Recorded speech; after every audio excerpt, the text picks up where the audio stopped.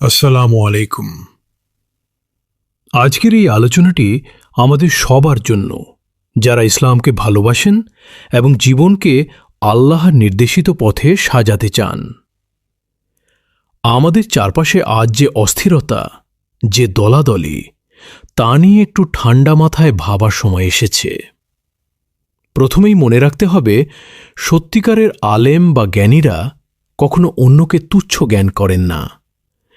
নবীজি সাল্লাল্লাহু আলাইহি ওয়াসাল্লাম স্পষ্ট বলেছেন, যার অন্তরে সরিষা দানা পরিমাণ অহংকার আছে, সে জান্নাতে প্রবেশ করবে না। তাই যারা আজ ফেসবুকে বা কমেন্ট বক্সে অহেতুক গালিগালাজ করছেন, মনে রাখবেন, আপনারা হয়তো কিছু তথ্য মুখস্থ করেছেন, কিন্তু ইসলামের মূল যে আদব বা বিনয়, তা আপনাদের শিখতে বাকি আছে। আমরা অনেকেই এখন ইসলামকে নিজের ব্যক্তিগত বা দলীয় গণ্ডিতে আটকে ফেলেছি। কোরআন আমাদের বারবার সতর্ক করেছে দলাদলি না করতে। অথচ এখন পরিস্থিতি এমন দাঁড়িয়েছে যে যদি কেউ তাদের দলের বাইরের কোনো সত্য কথাও শোনায়, তারা তা গ্রহণ করতে পারে না। তাদের মনে হয়, আমি যা জানি সেটিই শেষ কথা। এই মানসিকতা আমাদের চরম বিভ্রান্তির দিকে নিয়ে যাচ্ছে। কোরআন হল ফুরকান বা সত্য মিথ্যার মাপকাঠি। মনে রাখবেন, কোরআনই হল আসল উৎস।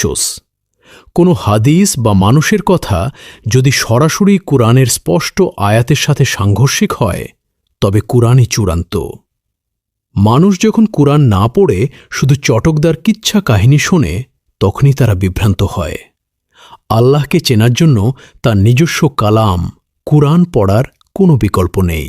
নবীজি সাল্লাল্লাহু আলাইহি ওয়াসাল্লামকে ভালোবাসা আমাদের ঈমানের অংশ, কিন্তু তাকে আল্লাহর আসনে বসানো বা মহান আল্লাহর সমকক্ষ কোনো গুণাবলী তার উপর চাপিয়ে দেওয়া, এটি শিরকের কাছাকাছি নিয়ে যায়।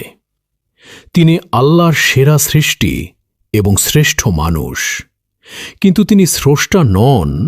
এই ভারসাম্যটা আমাদের ফিরিয়ে আনতে হবে।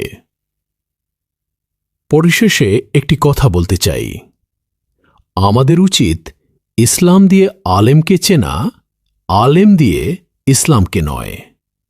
কোরআনকে মাদার বুক বা মূল ভিত্তি হিসেবে গ্রহণ করুন। অন্ধ অনুকরণ বা তাকলিদ করে নিজের বিবেককে বিসর্জন দেবেন না। মনে রাখবেন, অন্ধভক্তি এবং ব্যক্তি পূজা ইসলাম কঠোরভাবে নিষেধ করেছে।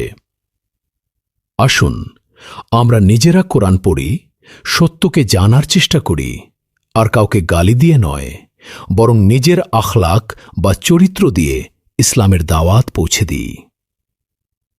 সবাই ভালো থাকুন, সুস্থ থাকুন।